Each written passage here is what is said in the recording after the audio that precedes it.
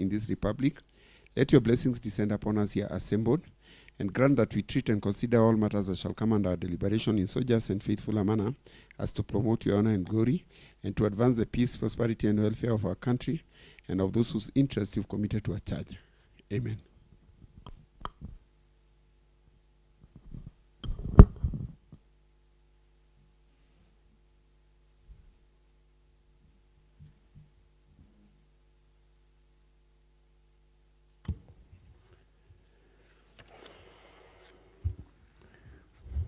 Honorable members, welcome to the sitting of today, Tuesday, the 17th day of March, 2026, at 2:30 p.m. Clerk, confirm that we have the requisite quorum to transact today's business. Mr. Speaker, sir, the House is not quorate. There being no quorum to commence the business of the day, I direct that pursuant to Standing Order 36, the quorum may be run for an initial 10 minutes or until such a time that the quorum shall be achieved.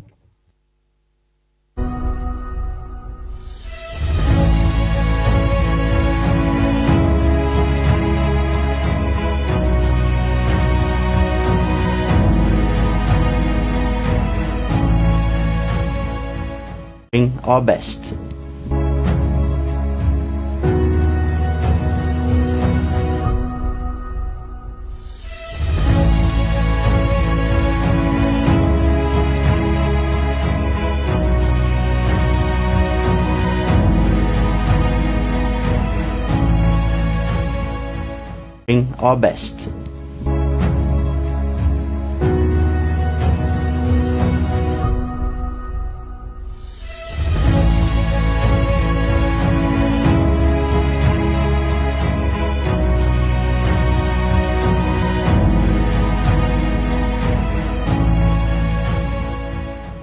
Our best.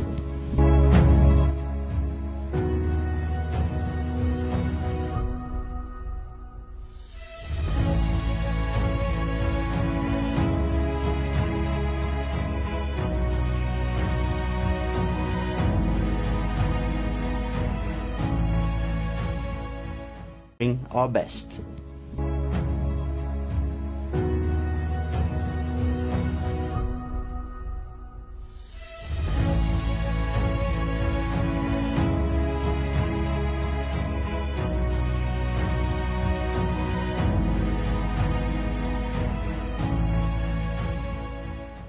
Our best.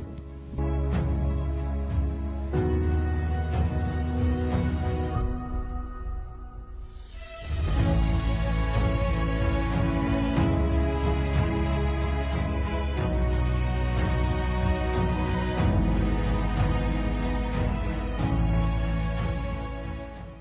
best.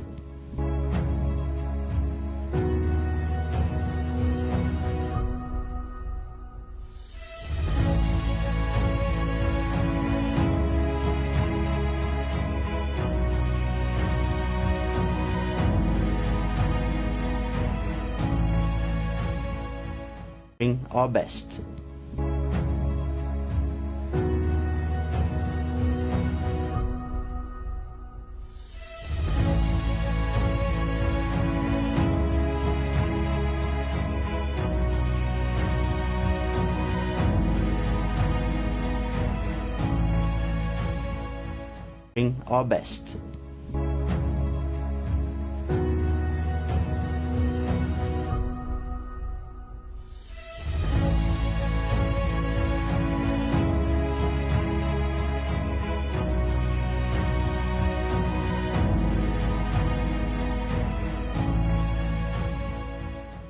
Our best.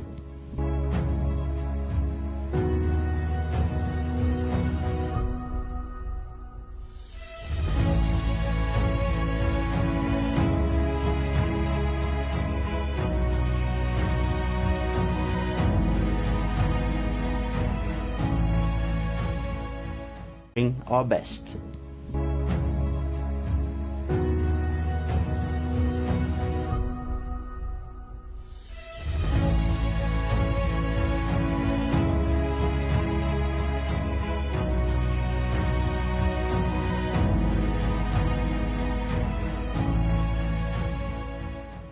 Our best.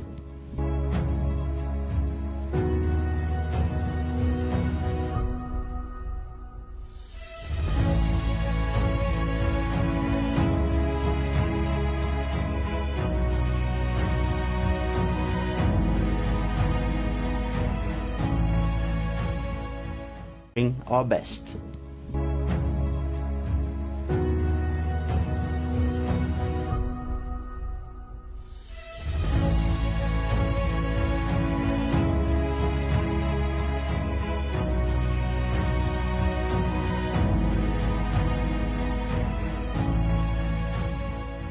Doing our best.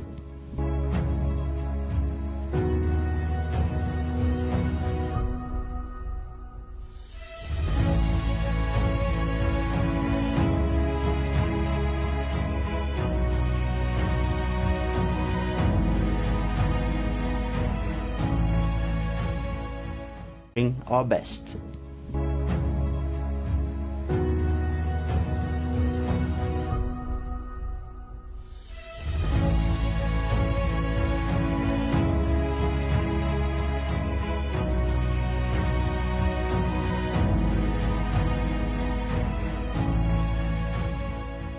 Doing our best.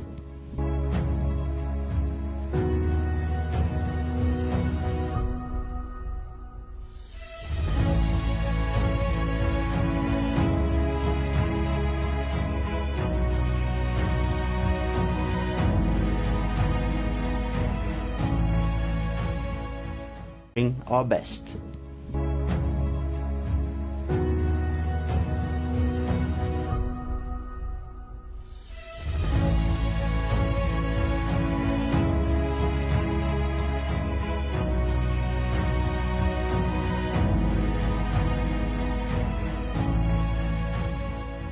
Doing our best.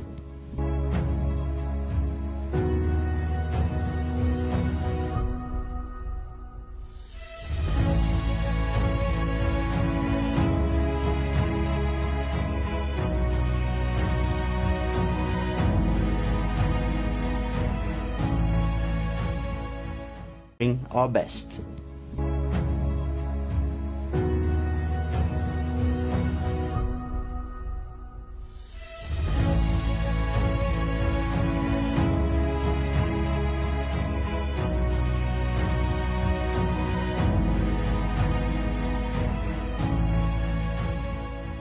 Doing our best.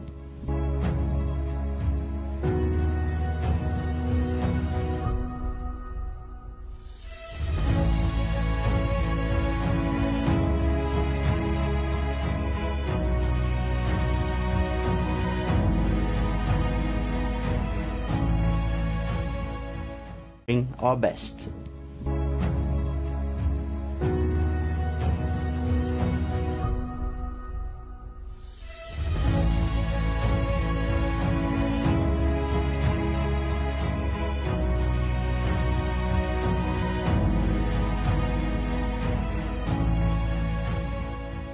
Doing our best.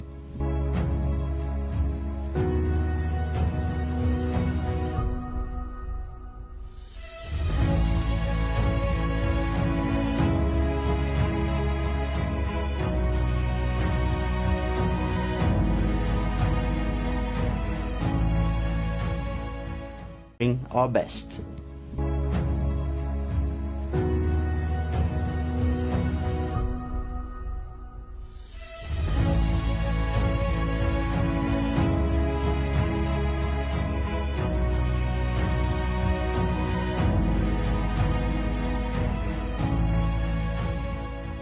Doing our best.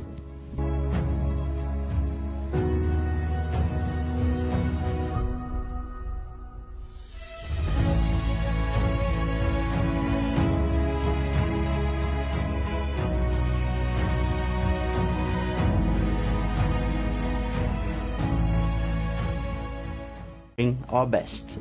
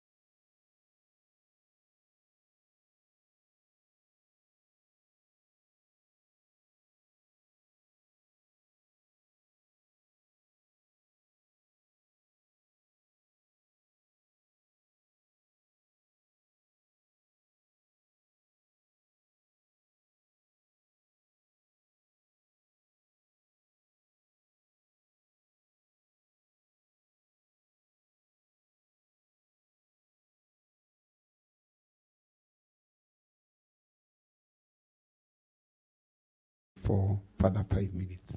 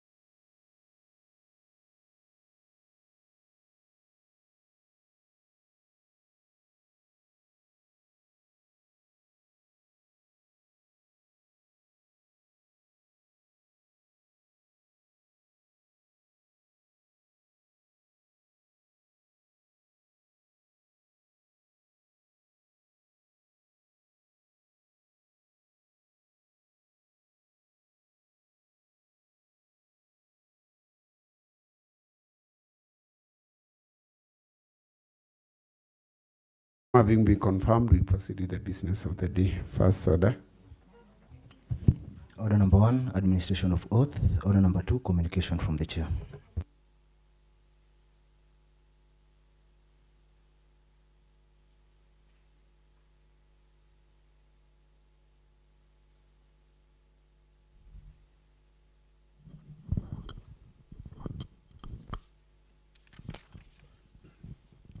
Honorable members, I have the following communication to make.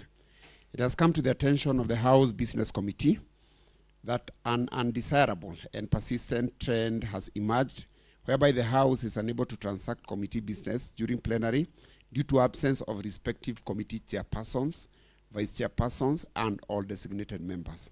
This is in contravention of the provisions of the Nyandarua County Assembly Standing Order 184 and continues to impede the efficient and orderly conduct of the House business. Honorable members, Standing Order 184 clearly stipulates the procedure for handling committee business during plenary and provides sufficient guidance on the alternative available in the absence of the committee chairperson. The continued failure to adhere to these provisions I beg your pardon. The continued failure to adhere to this provision is highly discouraged. Honorable members, pursuant to Nyandarua County Assembly Standing Order 195-2, I hereby direct the liaison committee to ensure that all committee chairpersons assume full responsibility for the effective management and representation of their respective committees in plenary. Further, all committees are hereby required to establish and operationalize clear delegation mechanism to designated members to guarantee continuity and the seamless transaction of committee business at all times. In instances where there is non-responsiveness from the county executive on requests for information, committees are directed to issue timely reminders and, where necessary, invoke the enforcement mechanism provided under Article 195 of the Constitution and the Powers and Privilege Act, including the issuance of summons and imposition of appropriate sanctions. Honorable members, this matter must be treated with seriousness it deserves. Thank you, honorable members.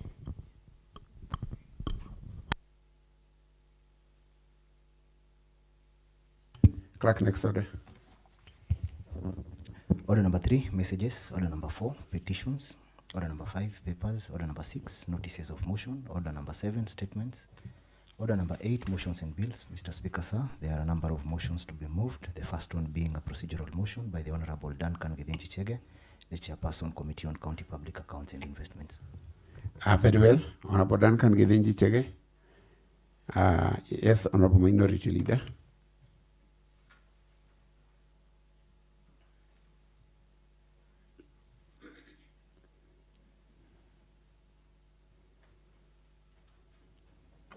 Point of clarification from the chair. Yes, Honorable Ngeshi. You have made a communication and you have indicated that it is either chair or vice chair or a delegated mechanism. Maybe you clarify whether Honorable Mwangi Wagishoke is doing it on delegation. Maybe any time a member stand, the assumption is the chair has delegated. You see, like this morning, all the several occasions has happened. A committee has a report, nobody stand, nobody has an idea. That is a case of delegation. But in this case, when I see a member presenting, the assumption is there is delegation from the chair. So maybe, Honorable Gishoki, we can proceed.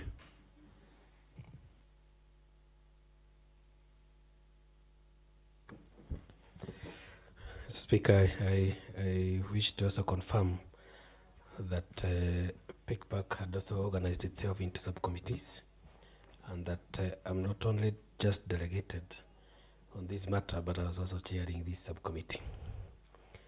And Mr. Speaker, I beg to move the following motion, that pursuant to studying on that 236, the motion that this House does adopt the report of the Committee on Account of Public Accounts and Investment on the report of the Committee on County Public Accounts and Investment Committee on the report of the Office of the Auditor General on the Nyandarua County Agricultural Institutions Revolving Fund for the year ended 30th June 2025 as a report of the House, and the recommendations therein as the resolution of the House be exempted from the requirement of studying under 55B that requires that a notice of motion be given at least 1 day before the motion appears on the order paper.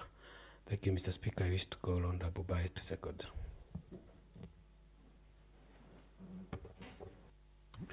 Thank you.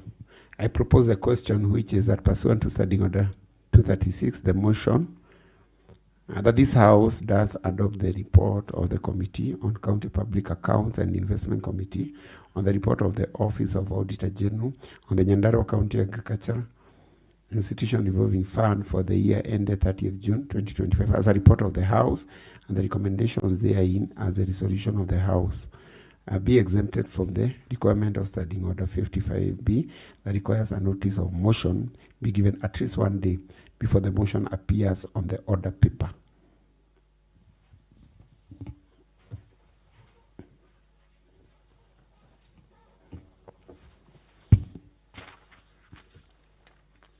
I now put the question, which is that this House does adopt the report of the Committee on County Public Accounts and Investment Committee on the report of the Office of the Auditor General on the Nyandarua County Agricultural Institution Revolving Fund for the year ended 30th June 2025 as a report of the House, and the recommendations therein as a resolution of the House be exempted from the requirement of Standing Order 55B that requires notice of motion be given at least 1 day before the motions appears on the order paper. May those of a similar opinion say aye. May those of a contrary opinion say nay. The ayes have it. Clerk, next order. Under the same order, Mr. Speaker, sir, there is a substantive motion to be moved by the Honorable Duncan Githinji Chege. Very well. Honorable Mwangi Gishoki.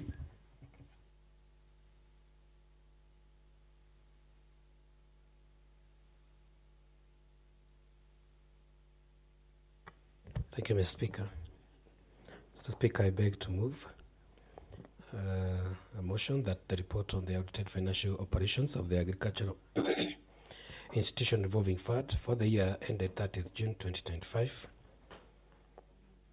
Mr. Speaker, we are acknowledging that you assisted us in facilitation, and that it has been a bit of work, and we have looked at it.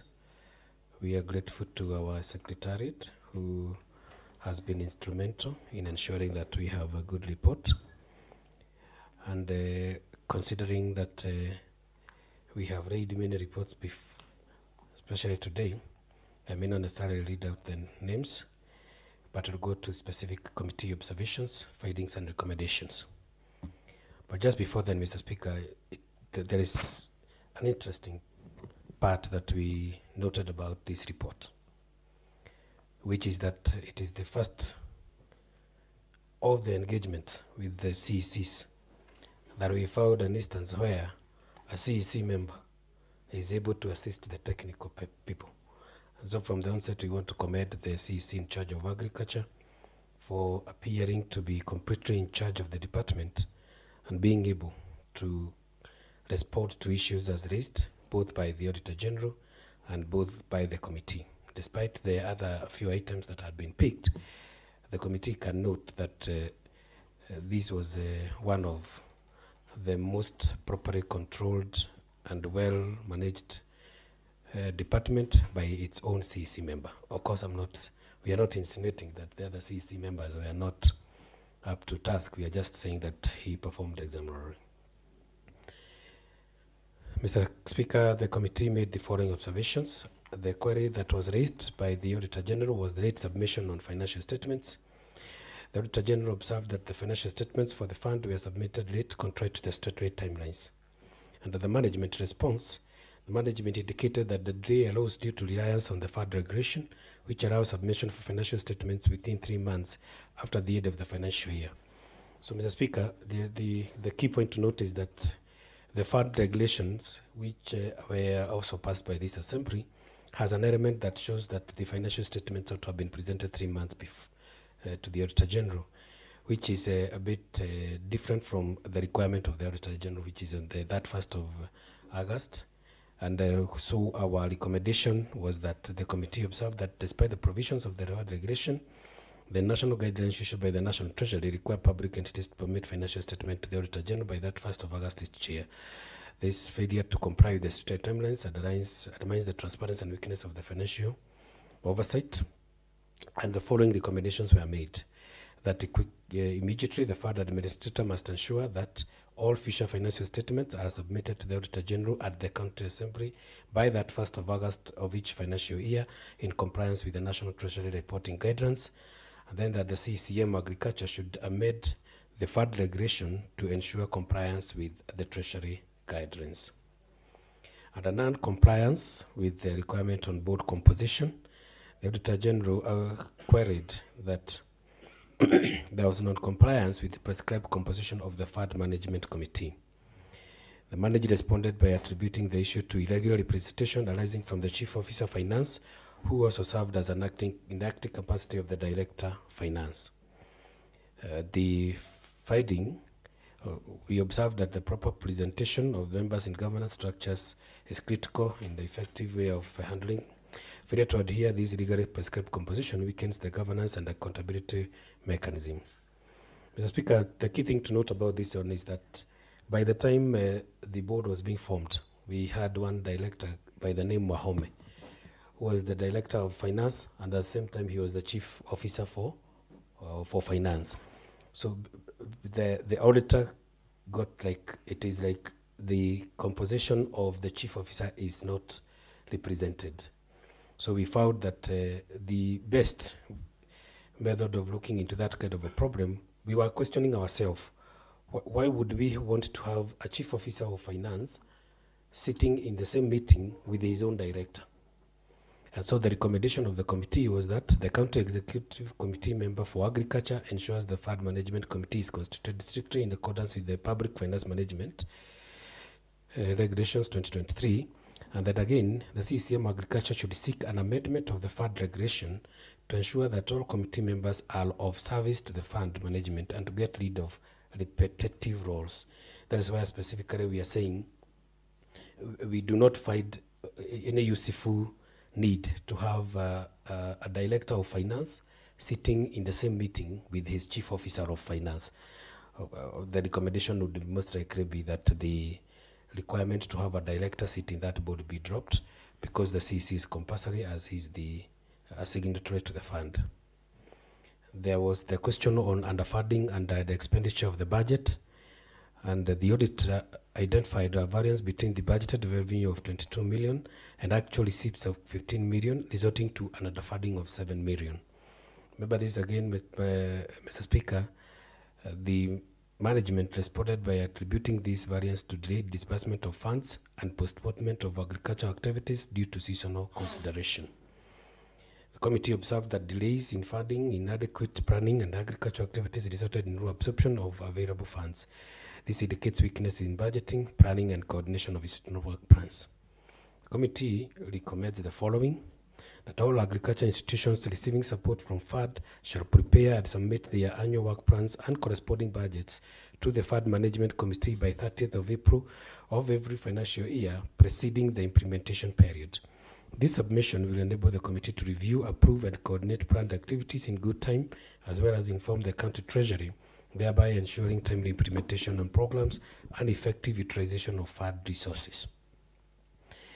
The CCM finance was also required to ensure timely disbursement of approved budget to enable implementation of seasonal agricultural activities, failure to which he or she will also be held responsible. It is important for the House to note that recommendation number 2. It was allowed, Mr. Speaker, because you have allocated money to the fund. The use of that particular money is for a requirement that sits in a specific timing of a season. Either it is a planting season where you expect that the fund ought to have received its funds to buy the seedlings within a specific time when you expect the rains.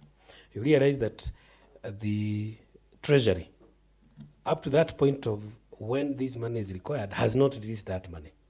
And therefore, the fund cannot be able to operate because they needed the seed in April where we have the rains, but the money was not provided. It was provided in far much later or at a time when that event has been overtaken.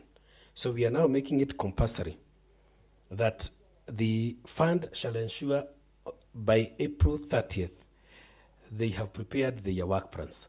These work plans must be submitted to the country treasury, so that by the time the country treasury is making its requisitions, it must know that there are specific requisitions that fall under this fund that must be provided before or within specific timelines, and that the CCM for finance, in a situation where this money is not properly given on time, shall be held personally responsible for, of course, not sabotaging, but appearing to have failed the proper administration of the fund.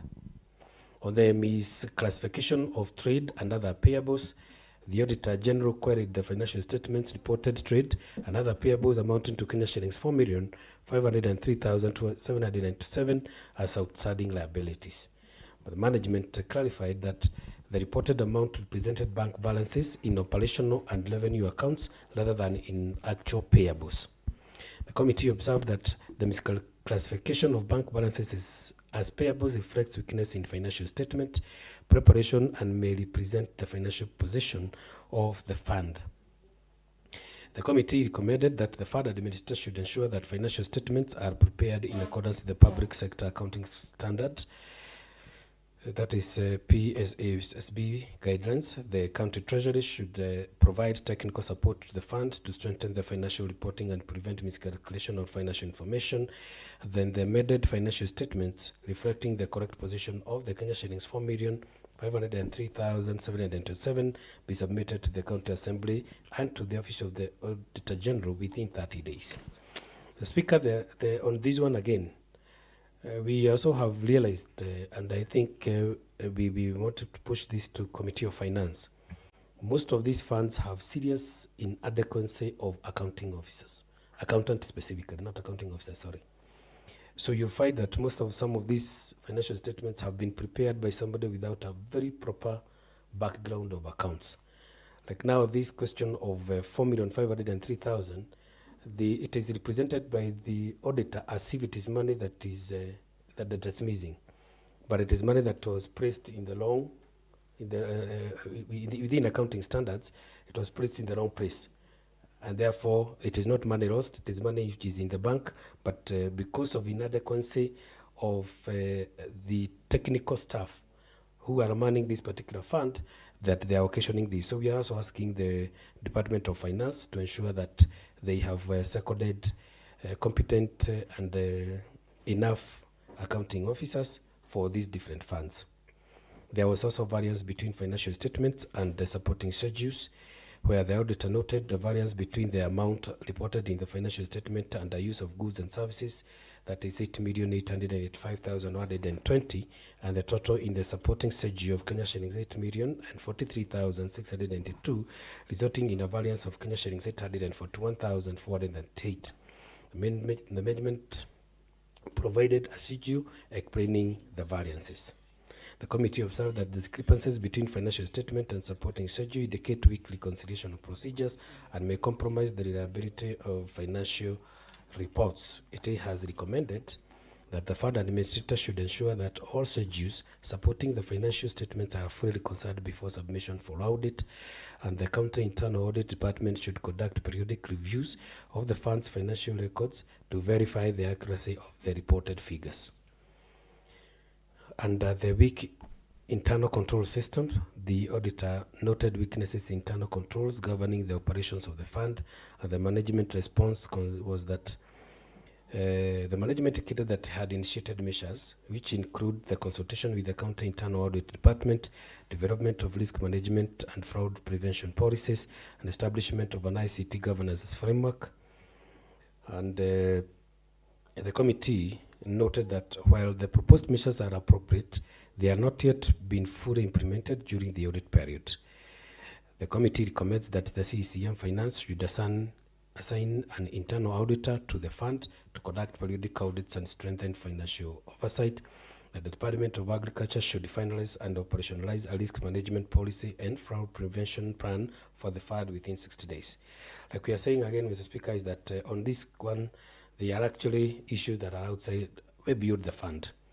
The question of establishment of an ICT governance framework is supposed to come from the Department of ICT, which they have not done.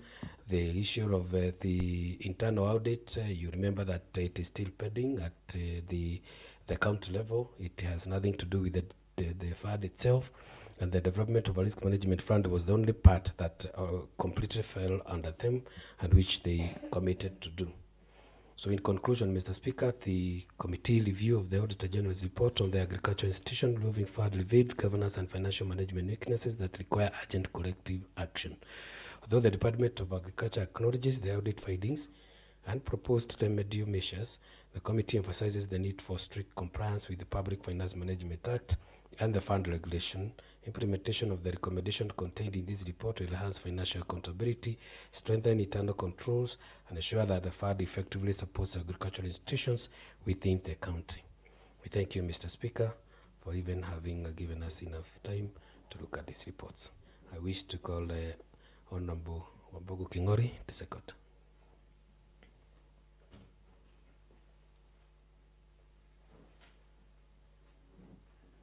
I propose a question, which is that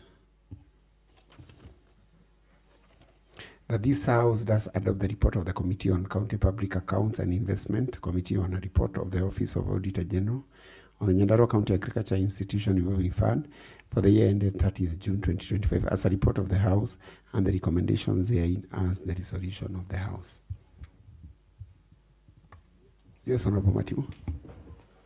Thank you, Chair.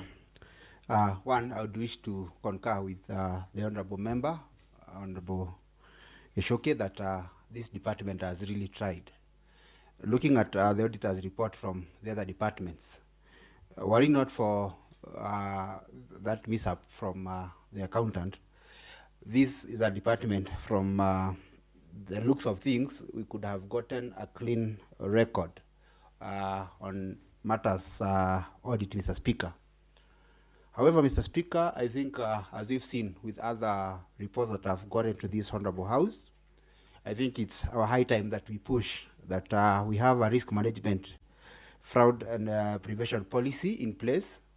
And I think with this in place, it will help to govern all the departments, because I think it was something that has been coming up from each and every report that has been tabled in this House. However, Mr. Speaker, I would wish on my own behalf to really thank the committee for the good work, and also give an applause to the CCM Agriculture, Mr. Francis, because he, from the report that has been tabled to this Honorable House, it shows that he's the right man for the job that he's doing. We really commend him for the good work, and I think you should go to him that he should keep on the good work that he's doing in the department, and the County Public Service Board should assist him to ensure that, as they've recommended, at least they have an accountant, so that the few gray areas that they are facing, they should have someone to assist them as a department. Mr. Speaker, sir, with that, I support. And I call the mover. Mover, you can respond. Thank you, Mr. Speaker. The comments are well noted. We will keep doing our work even more efficiently, and I beg to move.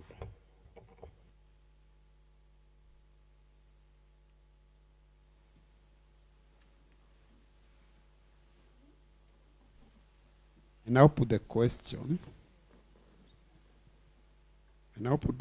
Which is that this House does adopt the report of the Committee on, this House does adopt the report of the Committee on County Public Accounts and Investment Committee on the report of the Office of the Auditor General of the Nyandarua County Agricultural Institution Revolving Fund for the year ended 30th June 2025 as a report of the House, and the recommendations therein as a resolution of the House.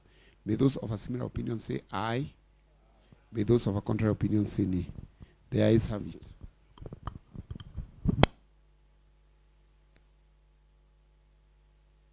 Clerk, next order.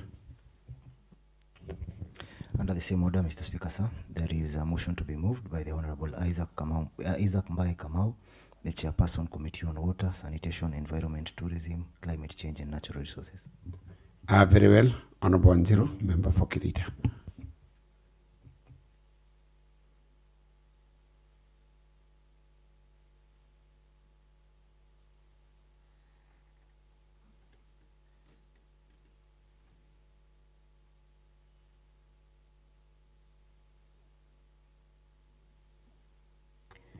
Thank you, Mr. Speaker.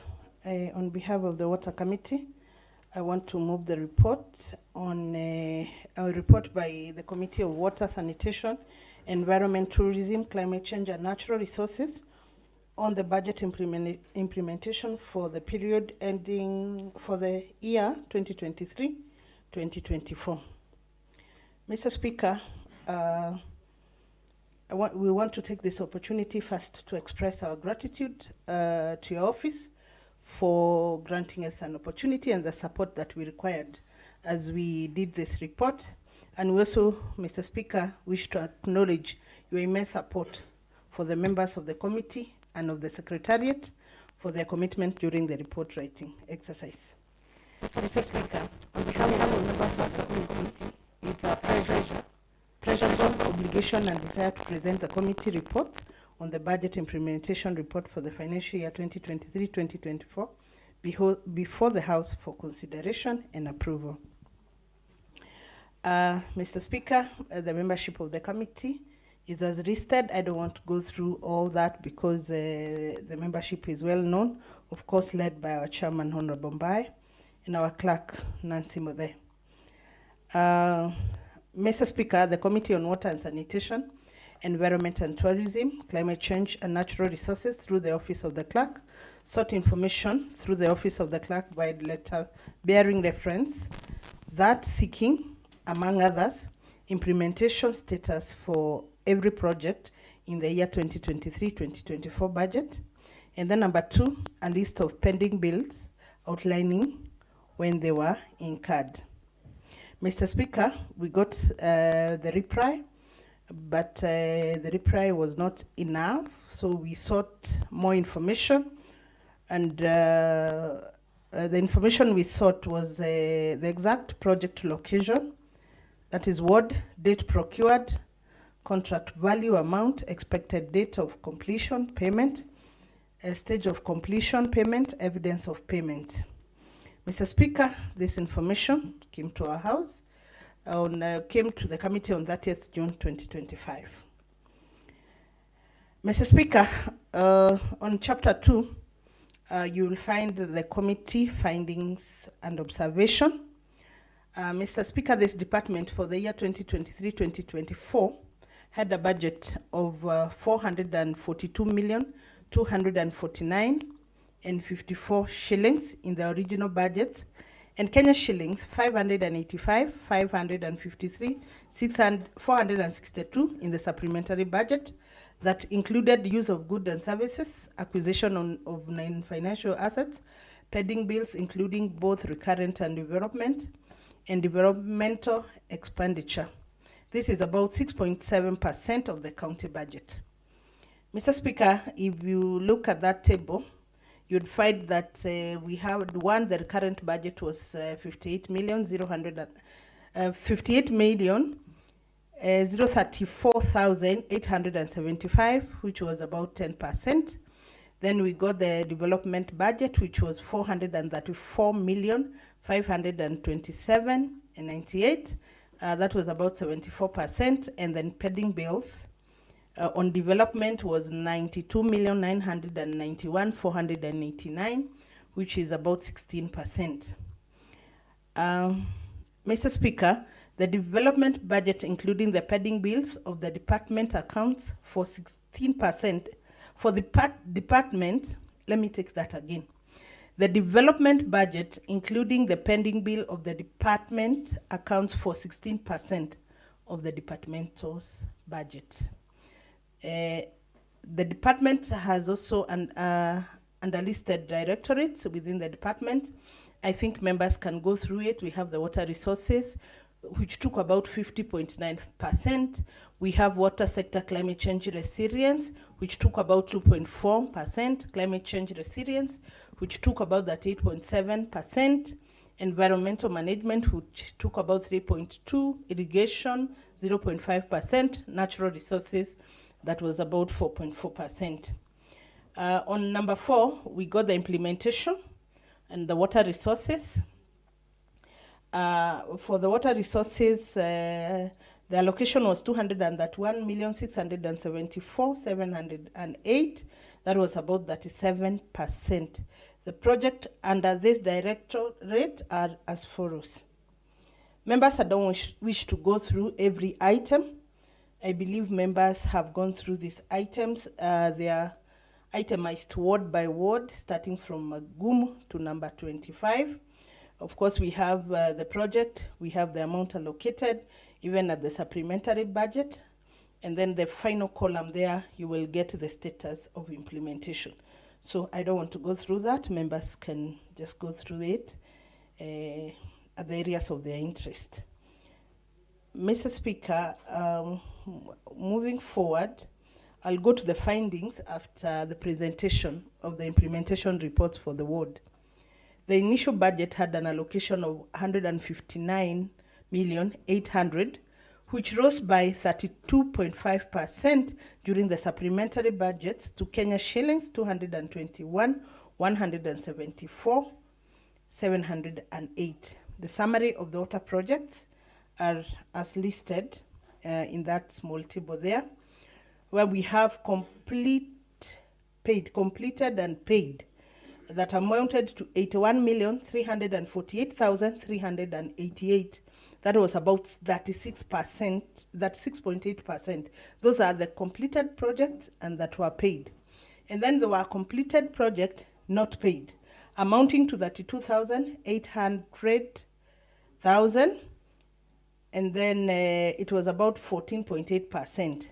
Then on the same table, we have projects not done, which amounted to about 58,395,980, which is about 30.7%.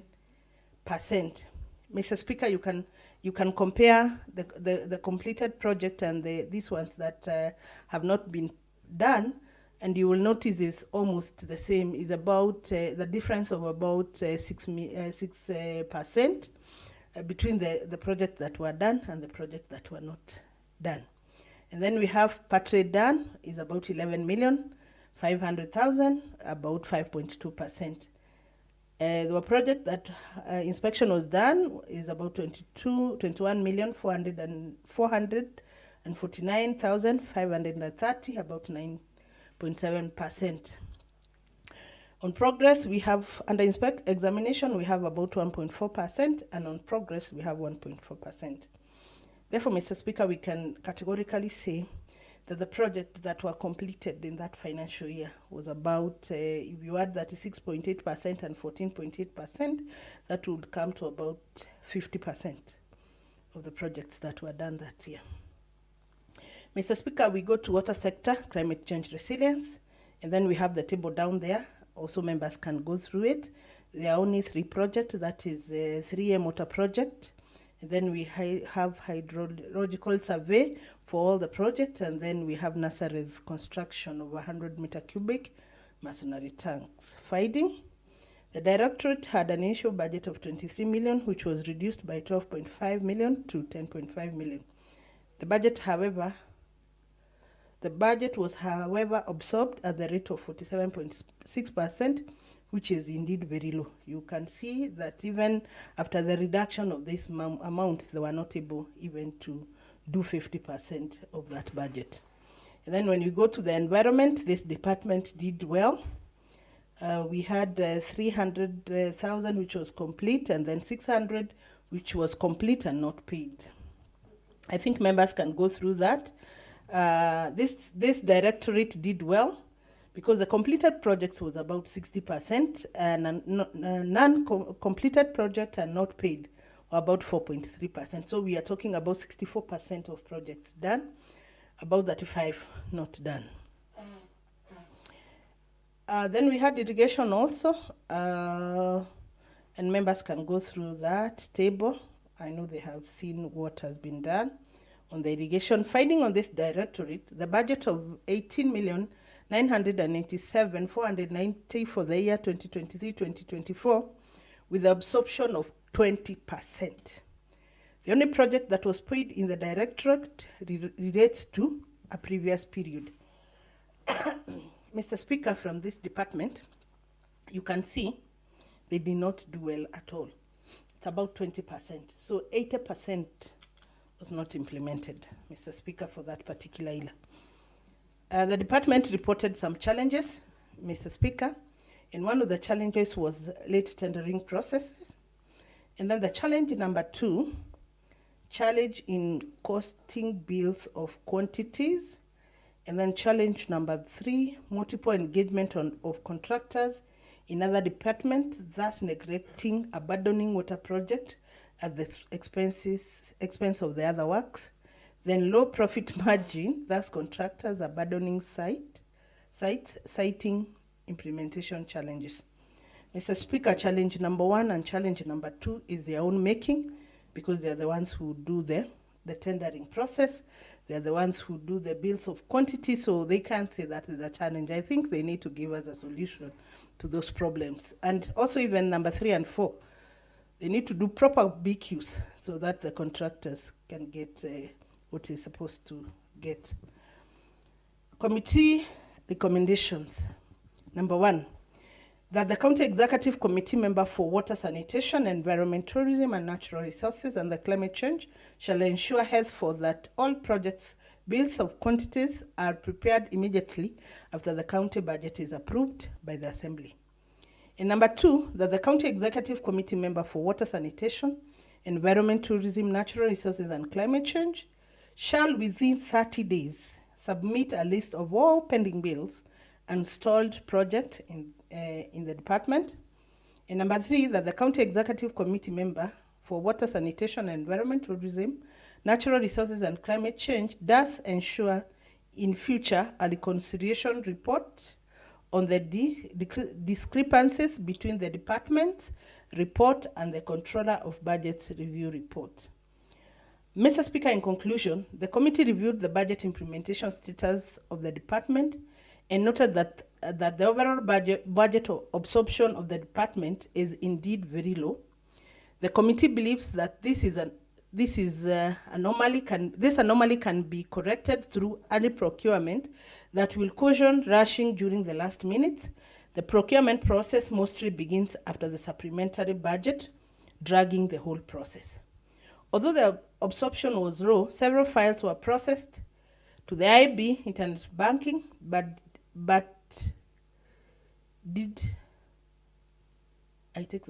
Although absorption was low, several files were processed to the IB internet banking, did their part, and handed the files to the finance department for payment, which was never actualized. So therefore, the blame is being put to the Department of Finance, whereby the Department of Water prepared the files to IB1, and then the Department of Finance was to pay. So they are putting the blame on the Department of Finance, that they are the ones who didn't pay the files. The department overall absorption rate was 40.83% for both recurrent and according to the Controller of Budget COB for the year 2023-2024. The report and the committee merely praised that going forward, the department does commit to procure projects on time within a view to improve service delivery on citizenry of Nyandarua and utilize its budget effectively. Thank you, Mr. Speaker, and I wish to call Honorable Mwangi Gishoke to second. Very well, Honorable Mwangi Gishoke. Thank you, Mr. Speaker. I wish to second the analysis of the financials for the department as stipulated. Maybe the only concern would be we wouldn't want to indicate like a 65% is a very good performance, whereas the expectation is when you have money, the expectation is that you will ensure to the maximum possible you have complete utilization of the seed funds. So point of clarification to my seconder. Yes, Honorable Milka. It's not 65%, but 48% implementation. Yes, the Honorable Minority. Has it been duly clarified? The overall performance, but on the specific, there's a specific area which was touching on, especially the water itself as a department, which was at 65, but the overall performance of the department is at 48. It is it's very sad.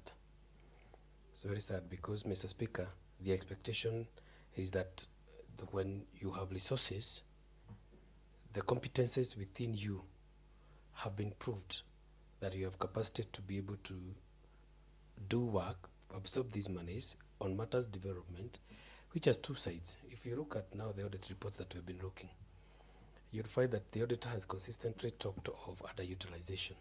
Underutilization means you had money, but you did not spend.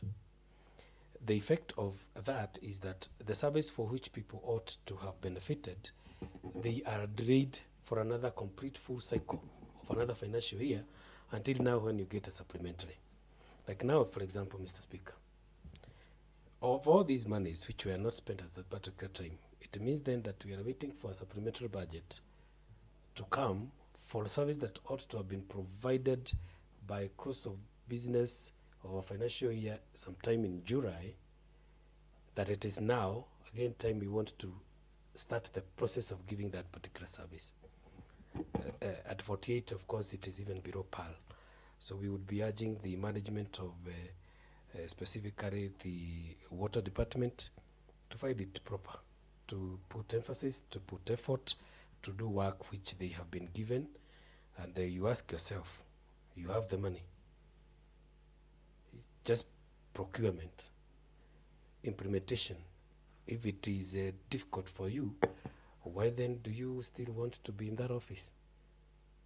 The other departments are seeking to be given extra monies so that they can be able to utilize that particular money for and ensure they get service. So if you're saying that you are allocated money and only 48% of that money you have been able to spend, that is among the things that is making this country to drag behind and come into headlines that are screaming, where it is seen like we are not absorbing, and we are not absorbing not because of all the other departments. It's a single department which has made a deliberate decision to pull the country backwards. I second and of course put a disclaimer that this department needs to shape up. Thank you, Mr. Speaker. I second. Thank you, Honorable Mwangi Gishoke. I now propose a question, which is that this House does adopt the report of the Committee on Water, Environment, Climate Change, and Natural Resources on the budget implementation for the financial year 23-24 as a report of the House and recommendations therein as a resolution of the House. Yes, Honorable Matimu. Mr. Speaker, one I would wish to seek clarification from the chair of this committee, and this is on page page 8 of the report, where it states that the development budget, including the pending bill of the department, accounts for 16% of the department's budget. But on the table up there, Mr. Speaker, on number 2, where we have development budget at 434 million is 74%, and then we have pending bill at 16%. I thought it should be 74% plus 16%, but I seek their clarification. Then the other, Mr. Speaker, that has really caught my eye, and I thank Honorable Gishoke because he has actually mentioned the same, and even the mover of this motion has mentioned the same. It's about the challenges that the department has actually attributed as to the failure as to why they had a low absorption of the budget allocation that they had. Talking about late tendering process, Mr. Speaker, it's purely done in the department. I don't see the reasons why the same department that's doing the tendering can come crying foul that they are doing the late tendering. That's why they were not able to process, to absorb. They are the same people who do the bills of quantity, Mr. Speaker. Again, they bring it to us as a challenge as to why they were not able to absorb whatever was allocated to them. They are the same people who handle the contractual works, Mr. Speaker. They are the people who know who has been given this particular work. Then you wonder again, Mr. Speaker, they are coming again to us saying that it's a challenge, that that's why they were not able to absorb. Then, Mr. Speaker, again, like I've said, they're the same people who are making these bills of quantities. And then down here, they're saying that one of the challenges that they are facing with the contractors is low profit margin. Mr. Speaker, I think there's a big problem in the Department of Water. And I think as an Honorable House, we need to crack the whip. Because even from what we received from the Auditor General, I think this is one of the departments that had the worst audit report in our county in terms of the various problems that was gotten by the auditor. Mr. Speaker, I would humbly request that maybe moving forward, we should actually even have a committee to probe the water department to see what are some of the problems that are really facing are in this department. Because with the challenges that they are crying here to us, they are the very people who have caused this problem, Mr. Speaker. With that, I support the committee, and I really commend their recommendation, though I would wish, Chair, you could have had some timelines on some of the recommendation, because you've just left it as a blank check that the department can take forever without maybe having fulfilled whatever has been, apart from maybe number 2. Thank you, Mr. Speaker. Yes, Honorable. Thank you, Honorable Speaker. First, I want to appreciate the work of the committee, but I'm disappointed by the recommendations, Honorable Speaker. And I'll state why. Honorable Speaker, this is one of the major departments in this county. 16% of our department, of our budget, goes to this department. Who does these BQs? When they tell us that they have challenge, is it that they don't know, or they don't have the required technical and knowledge capacity to do the BQs? When they tell us that multiple, when it comes to engagement of a contractor, the agreement, when you take that contract, is not as per how many other contracts you have with the other departments. It is specific for that contract. So when you tell us they have, how do they know they have engagement with other departments? And why do they prefer other departments and not water departments? So that is not another reason. And finally, when they tell us they have row margin, who does the BQs to give them the row margin? Don't we have the government standards that indicate this is the margin that we should be giving to the contractors? Honorable Speaker, I don't know what we are going to do. It is very embarrassing. Most of the water projects are faced. You can imagine you have a project of a borehole. In the first phase, you want to drill. In the second phase, you want to equip. In the third phase, For example, you want to reticulate. Then in the first phase, when you are drilling, there is a delay. So what you had planned for the next phase in the next financial year, you cannot be able to equip for a borehole that has not been drilled. And members of this assembly have been disappointed because they are getting questions from the electorate. They are asking them, you drilled a borehole, but now you cannot equip. And we are frustrated day every other day. Honorable Speaker, I think I'm calling, and I think at some point as a budget committee we'll be moving a motion that we need to invite each and every department and interrogate these reports, Honorable Speaker, and come up with very serious recommendations. Because we cannot sit here and say that we are not going to give money to the Department of Water. Because if you do that, final end is that the electorate who deserves that service is the one that is going to be punished. So we cannot sit here as an assembly and say we are not going to be giving these departments water. Then what we need is to say if somebody needs to go home, then they need to go home so that our people can get services. Because we don't have any other choice. Because if we say as a budget committee we are not going to allocate, then it is a common Mwananchi, our electorate, who is going to suffer. So if people cannot do their job, then we need to deal with those who are not doing their job, those who are sitting on their job. If somebody needs to go home, let them go home. Honorable Speaker, water department is crucial, and we cannot stay low and assume that things are okay. And I can assure this house, even this year, they are not going to absorb. So, Honorable Speaker, let this house take charge. One of our role is oversight. If somebody is not performing, either they be removed from the department. If the minister who is in charge of the department is not performing as the chief officer, if we have a leeway, they can go home. Let them go home. There are no sacred cows in this county where our people are suffering there. And these members of county assembly will be chased by Mwananchi home because of not mistakes that they did. They allocated money, but some people refuse to work. Honorable Speaker, we will be moving a motion as a budget committee for action of those departments that are not absorbing money and they are not working. Thank you. I second. No, I support. Thank you, Honorable Ngesha. Thank you, Mr. Speaker. Mr. Speaker, I sit in this committee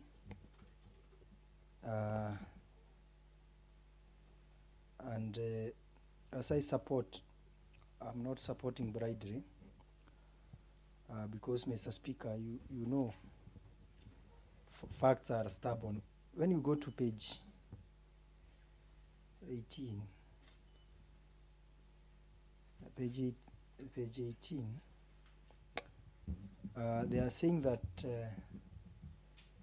the Environment Directorate had an absorption rate of 60%, which is the highest in the department. It is also notable that 4.3% projects were complete and not paid, where that 5.7% projects were not done. Mr. Speaker, in the financial year, with this department, what was happening is that they were not procuring at all. And today, they are procuring.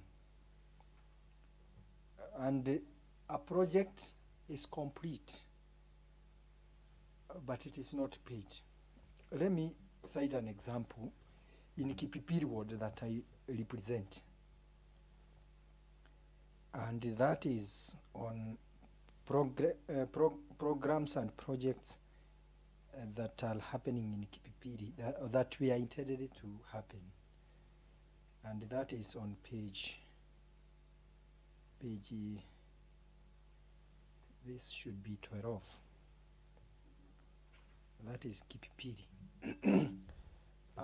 You see, Mr. Speaker, there is Kirema borehole drilling and casing.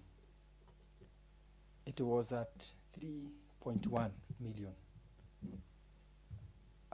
When you go to status, it is complete, not complete and not paid. You see, Mr. Speaker, it is very painful. This borehole was drilled. We got a yield of 9 meter cubic. They did their work. The casing was done.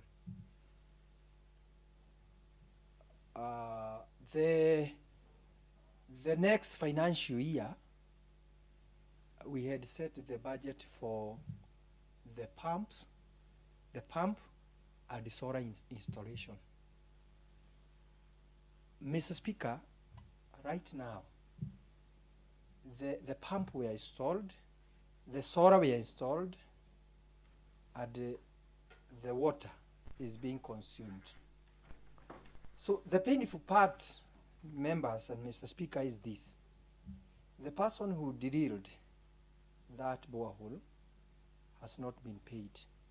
The person who pumped and installed the solar has been paid. You know what is happening now at that particular borehole? The water tank is happening. And I can tell you, Mr. Speaker, that that water tank, the steel water tank, will be paid even before we pay the person who drilled this borehole. My simple question is, why are we killing our people? You know, this person, take an instance, minority leader. This person got a loan from the Tower Circle to drill that borehole, and that was allowed 2024,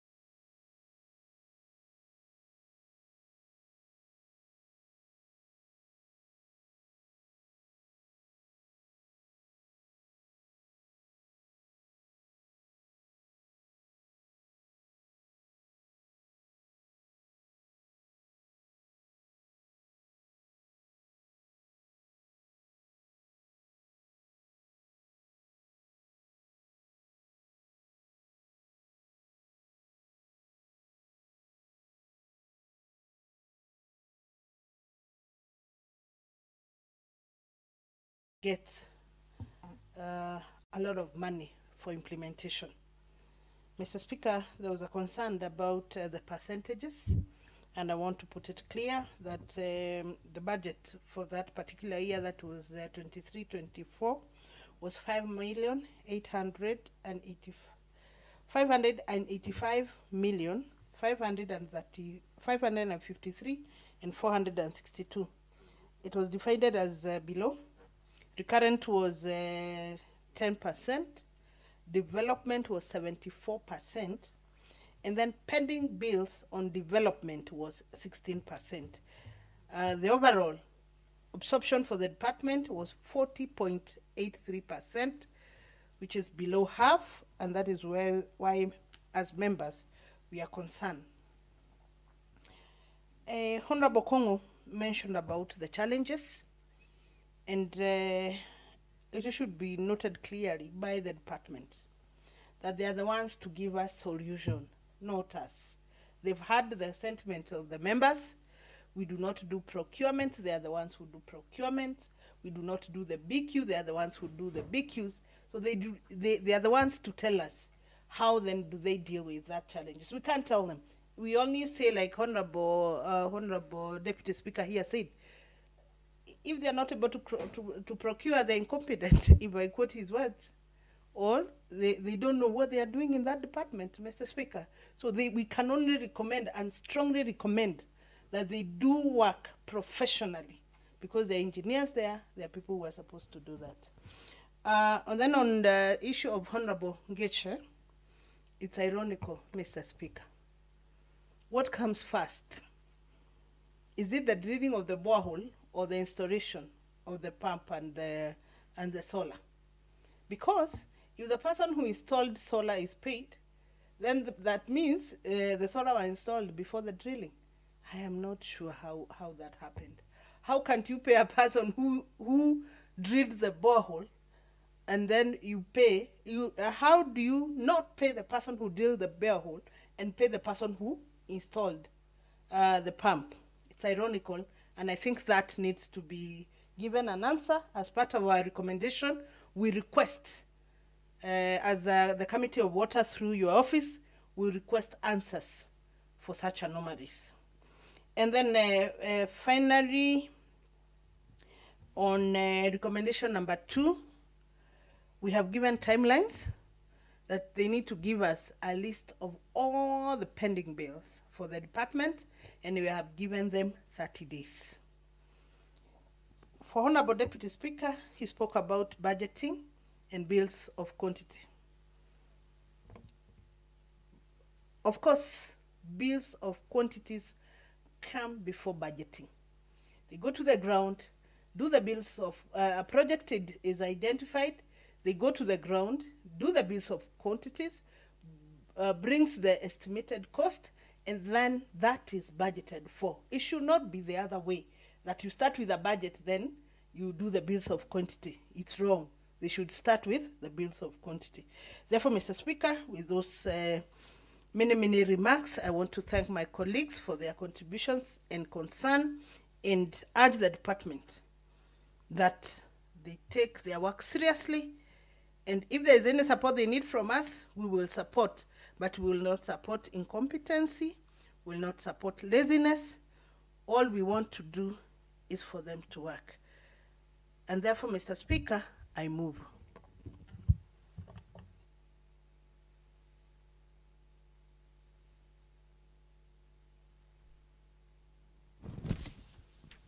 I now put the question, which is that this House does adopt the report of the Committee on Water, Environment, Climate Change, and Natural Resources on the budget implementation for the financial year 2023-2024 as a report of the House, and the recommendations therein as the dissolution of the House.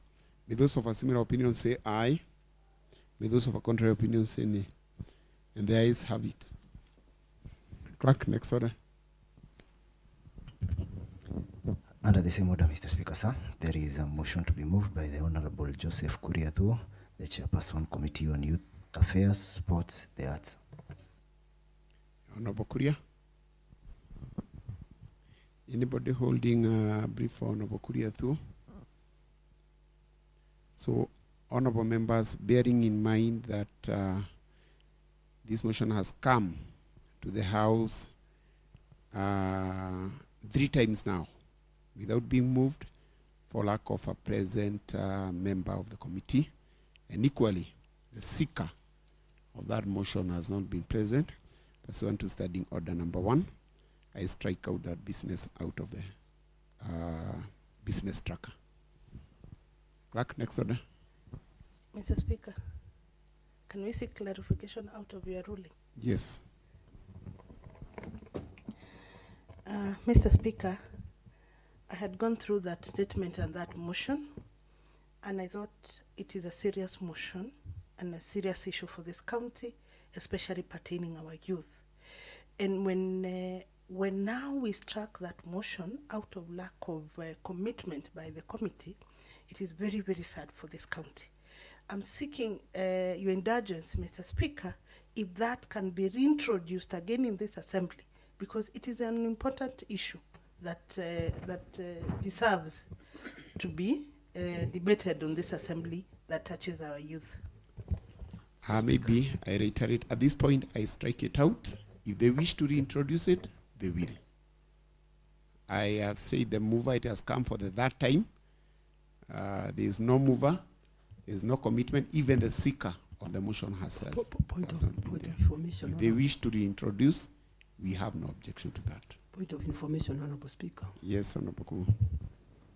Honorable Speaker, I think I agree with the ruling of the Speaker, because actually this is, if the, more specifically, if the seeker has not been concerned to push and to make sure that the statement comes in, how I think, and I want to inform Honorable Ajiro that we can take the same statement, do a motion, more specifically with resolutions for this House now to act upon what maybe she would have intended to see coming out of that statement. So by you striking it is not conclusive. As I said that any other member with concern cannot come up with the same issues using the tools that we have been given through the standing order, either a motion, and I think a motion is better than a statement because the committee is not taking responsibility for the statement.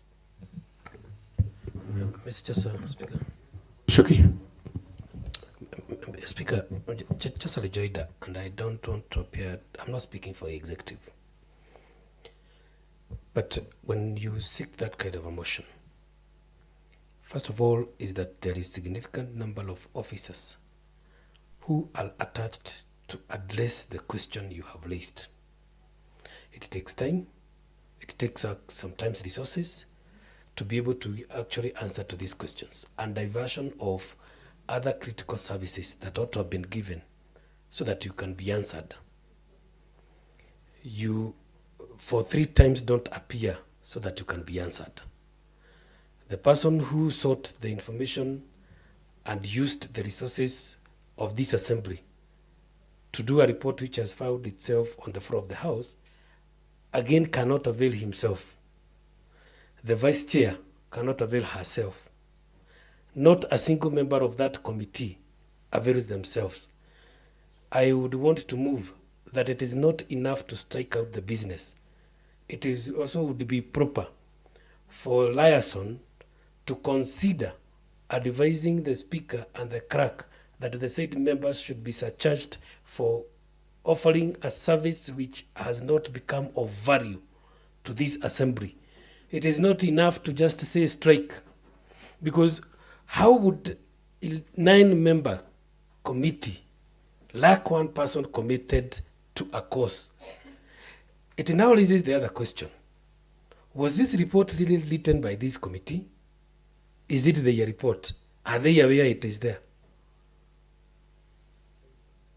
So, Mr. Speaker, it is beyond striking it out. I support that however important the information is, of course, respectively saying this to Honorable Mirka, however important the message is, the report is, this committee, the chair of liaison, must make it his business to call to order that committee. Thank you, Mr. Speaker. Yes, Honorable Mbai, then yes. Thank you, Honorable Speaker. I raise to support Honorable Mwangi Gishoke. Sometimes, Honorable Speaker, we are now appearing like we are not serious with what we are mandated to do. I was trying to read the report that is here, and the way it has costed other people brains to be prepared. It is very unfortunate that 9 members of that committee, no one of them can be part of this assembly today. Again, Honorable Speaker, even the motion, the report seeker cannot be found in this house. Then we need to, I don't know whether we'll be taking oath when you seek a statement that you have to be there when the report is tabled. And also, if the committee feels that they will not be able to prepare the response and the report, then this should not take that job. There are other committees who can be delegated, Honorable Speaker. Because now, how then the department will take us serious if what we have sought from them, the report is not read in this assembly, Honorable Speaker. So I agree with you, even in your first statement, that liaison chairman and the committee members must be very serious and take their committee very serious. I don't want to add much, Honorable Speaker, because I don't want, if I continue, I might be, you might stop me from going forward, but let the liaison chair take that matter serious, and I know he is in this house. Thank you, Honorable Speaker. Honorable Speaker. Yes, we can have Honorable Whip, then because yes, you're the chair, you'll close the matter. Mr. Speaker, I rise to support the members who have spoken before me about this committee. This is not the first time, not the second time. It is a third time that this report appears in this house. Having gone back to House Business, then back again to House Business, then back again. This morning, it was at the Committee of House Business Committee. I personally took it upon myself to inform the chair who was here in the morning, to inform the vice chair, to inform every member that was here and belonged to youth. And they told me they have agreed the member that is going to be on the floor.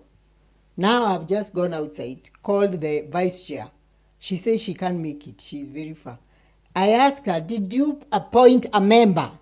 She told me yes, and now the member is Mteja hapatikane kwa sasa, if that is what is said. So I think these people are joking. They are not taking issues of this house seriously. At least, if they knew that nobody is in this house, they would have given our very good member called Ibrahim Maina, who does not ask which committee he sits on. He would have read that report for them. But now they don't care. So as it, I wish it was on the table of the whip. I would have dealt with them perpendicularly. But now that the able chair of the liaison is in this house, I request and pray that so that it may be a lesson to that committee and another committee. Work on it thoroughly. Thank you, Mr. Speaker. Yes, Honorable Ibra. Thank you, Honorable Speaker. In support of your ruling, and also in support to my colleagues on this concern of this report. Honorable Speaker, when this statement was sought, it became a property of this House. And because there are some issues that require addressed for our youth, I would urge your further ruling that is also good. You summon the committee so that they are able to give us the conclusive report why they are not respecting the House. Thank you, Honorable Speaker. Yes, thank you, Honorable Ibra. Honorable Diaz. Thank you, Speaker, Mr. Honorable Speaker.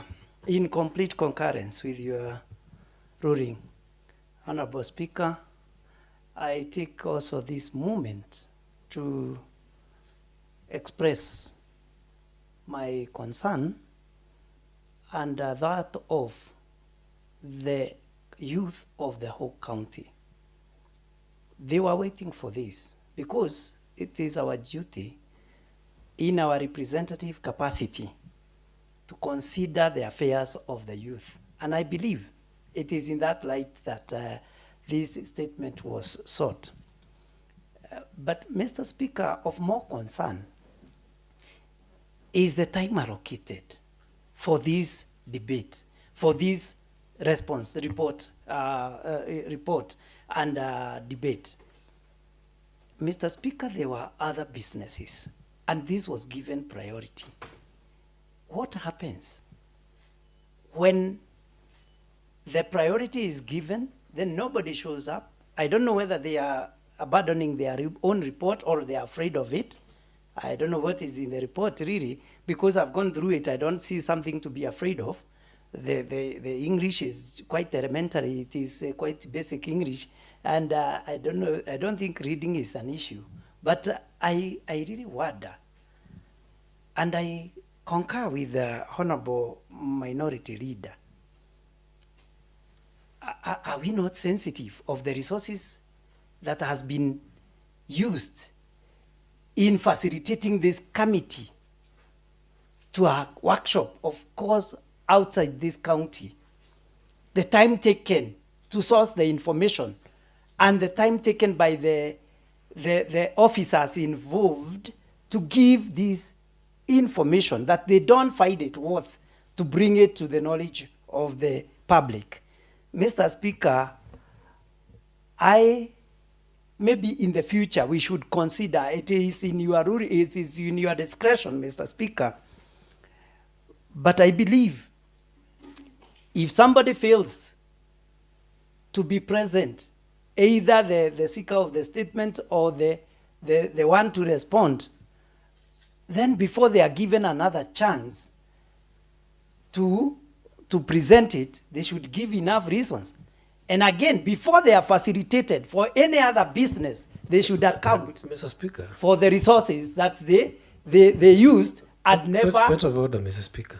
Yes, what is the point of order? Mr. Speaker, I start to be guided, but I think the chair of Ryerson is shifting responsibility. That is his responsibility. He's giving it to you. Well, that is what exactly he's supposed to be doing. He's the one at the liaison level who is supposed to see that committees are not living to their mandates. It is at liaison where he can raise those issues. Please don't shift responsibility to the speaker. Yes, Honorable Diaz, proceed. Honorable Speaker, I'm not running away from my responsibility, Mr. Speaker. Already a notice is being given for liaison for tomorrow, and I believe we'll have the quorum, because that has been an issue, I must point. And I believe we shall tackle there. But Mr. Speaker, because I'm not in the board, and the board is the one that facilitates the committees, this is just a suggestion because we may not have time to bring a motion to that effect, Mr. Speaker, but it is food for thought. Should we really facilitate a committee that has failed to deliver in the previous mandate? That is my question and my concern, Mr. Speaker, and thank you. Thank you, my honorable members. I've heard your sentiments. I've got them clearly, and I equally reiterate my earlier on ruling. Any party that may wish to bring that back to the House, they may proceed and bring. However, going forward, we'll consider so many factors when parties are seeking facilitation to involve themselves in a business. Clerk, next order. Mr. Speaker, sir, we have exhausted the business as appearing in this afternoon sitting order paper. There being no other business to transact during today's sitting, I now adjourn the House to Wednesday, the 18th day of March 2026 at 9:30 a.m.